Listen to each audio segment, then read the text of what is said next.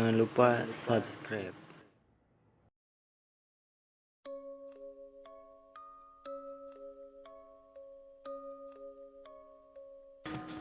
Assalamualaikum warahmatullahi wabarakatuh. Selamat malam buat kalian yang melihat atau mendengarkan video di channel ini. Seperti biasa, saya di sini akan menceritakan hal seram dan misteri. Dan cerita untuk malam hari ini, Gubuk Hantu. Meski dalam kegelapan, ia bisa melihat raut wajah mereka yang menampakkan kesedihan dan ketakutan mendalam. Mungkin itu ekspresi mereka pada detik-detik terakhir menghadapi maut akibat kekejaman orang yang mereka cintai. Hendra, seorang mahasiswa perguruan tinggi di Surabaya yang juga anggota pencinta alam di perguruan tinggi itu, tengah berkemas-kemas menyiapkan barang-barang yang dibutuhkan ke dalam ransel tuanya. Hari ini bersama 4 orang rekan sesama anggota pencinta alam berencana hendak mendaki Gunung Welirang. Sebenarnya bukan baru kali ini mereka mendaki gunung itu, tapi hari ini mereka akan mencoba rute baru yang belum pernah mereka tempuh sebelumnya.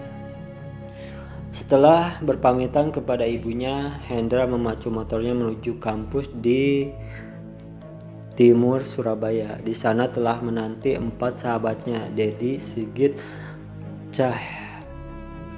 Sahrul, dan Erni. Erni adalah ketua rombongan dan satu-satunya wanita yang turut dalam pendaki itu.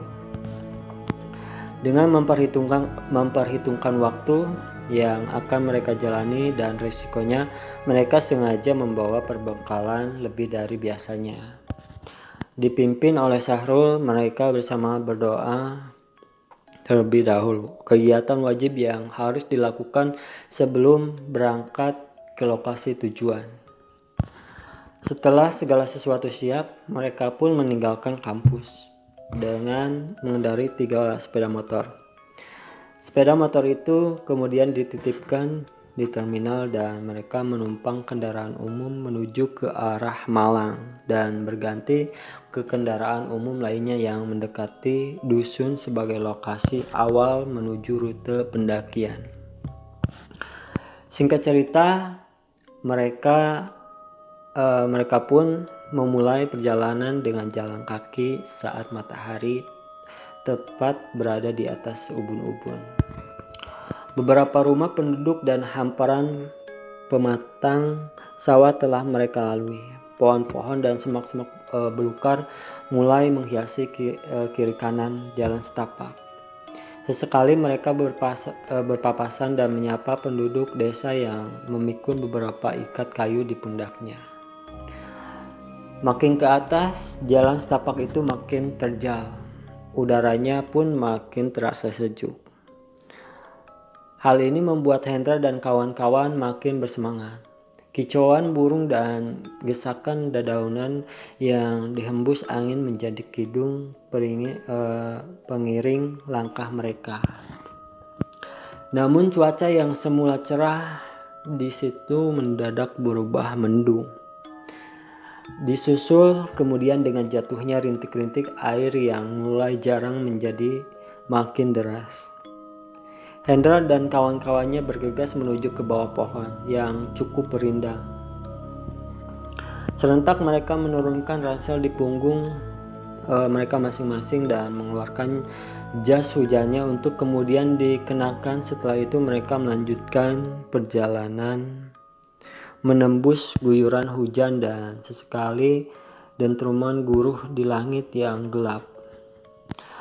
Jalan setapak yang menjadi agak licin yang membuat mereka kadang terpeleset. Erni mengisyaratkan kepada anggotanya untuk lebih berhati-hati dalam langkah. Ia menghentikan langkahnya saat Hendra memanggilnya dengan agak berteriak, kita istirahat sebentar ya, perutku agak mulas nih," kata Hendra. Oke, kita cari tempat yang agak lapang untuk istirahat. Perutku juga sudah lapar, tukas Ernie. Beberapa meter ke depan mereka menjumpai dataran yang lapang dikelilingi semak belukar. Di tempat itu mereka mendirikan sebuah tenda untuk berlindung dari siraman hujan yang tak kunjung reda. Setelah membantu memasang tenda, Hendra bergegas meninggalkan rekan-rekannya. Di belakangnya menyusul Daddy. Aku ikut, Hen.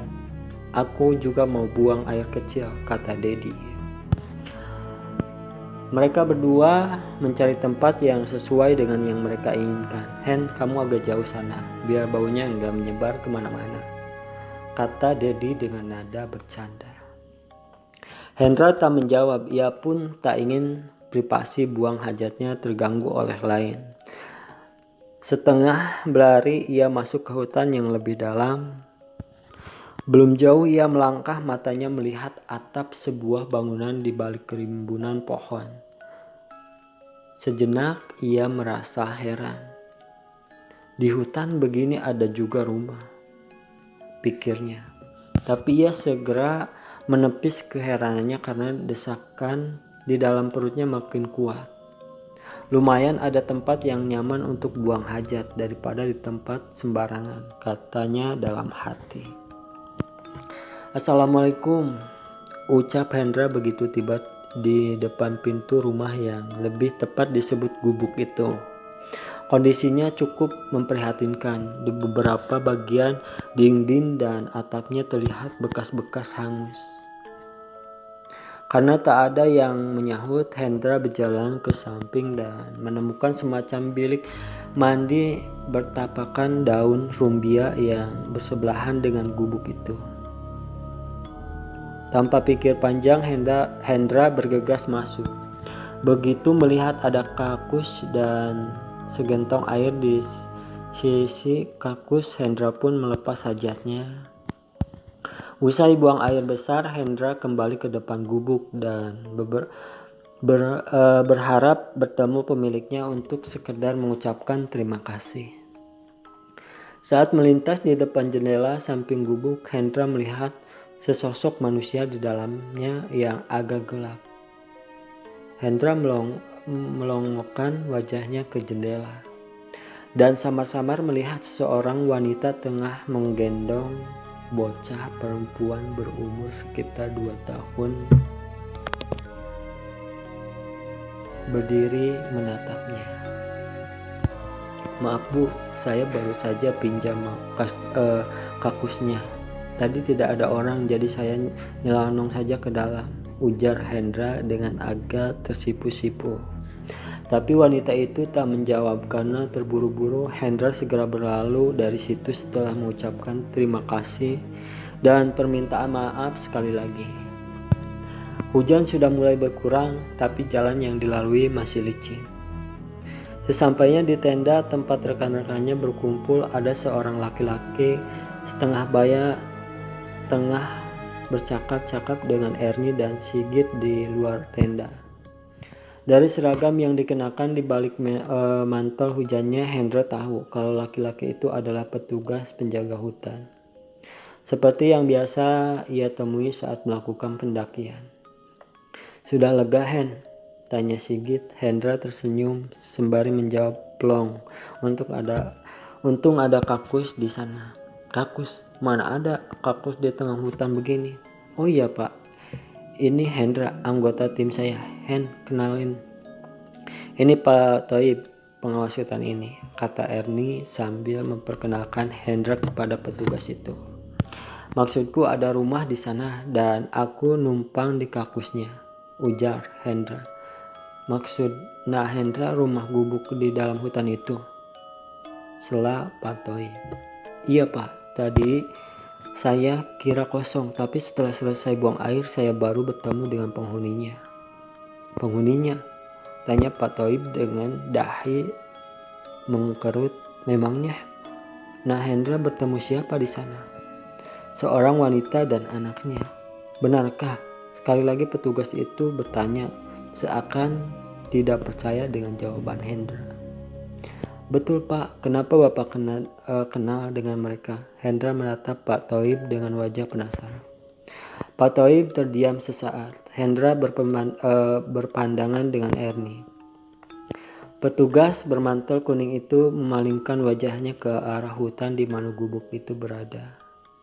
Apakah Nahendra sempat bertatap muka dan bicara dengan mereka? Iya Pak, tapi mereka tak menjawab. Mereka diam saja di dalam gubuk yang agak gelap itu. Mungkin mereka takut kepada saya. Bapak kenal dengan mereka? Jawab Hendra sambil mengulangi pertanyaan. Saya kenal baik dengan mereka. Namanya Misnah dan anaknya Latri. Kalau begitu tolong sampaikan maaf saya kepada Bu Mis. Pak Toib memotong ucapan Hendra. Tapi itu dulu, sebelum mereka tewas terbakar di dalam gubukannya sekitar 1 bulan yang lalu. Wajah Pak Toib menegang. Ernie, Sigit, dan Hendra terbelalak, kaget. Jadi mereka, bibir Hendra gemetar. Ya, mereka sudah mati. Saat kami periksa, pintu gubuk mereka dalam keadaan terkunci. Dan Yanto, suami Misnah, hingga kini tak pernah menampakkan batang hidungnya. Polisi menduga Yanto sengaja membakar gubuknya agar anak dan istrinya mati. Kejam sekali, Yanto pastilah orang gila. Mana ada orang waras yang tega membunuh keluarganya sendiri. Tukas Ernie dengan nada emosi. Konon kabarnya Yanto mendengar isu di kalangan penduduk sini kalau Misnah berselingkuh dengan seorang pedagang sayur dari Blitar, dan Latri diisukan hasil perselingkuhan itu. Tadinya Yanto tidak percaya, tapi ya namanya juga manusia, sangat mudah dirasuki iblis. Mungkin karena itu Yanto jadi kalap. Hendra menundukkan kepalanya, tubuhnya gemetar dan jantungnya berdenyut kencang. Masih jelas dipeluknya mata tatapan wanita dan bocah perempuan dalam gubuk itu. Meski dalam kegelapan, ia bisa melihat raut wajah mereka yang menampakkan kesedihan dan ketakutan yang mendalam. Mungkin itu ekspresi mereka pada detik-detik terakhir menghadapi maut akibat kekejaman orang yang mereka cintai. Dan Hendra tak akan pernah bisa melupakan ekspresi, setidaknya dalam waktu dekat ini. Itulah cerita untuk malam hari ini.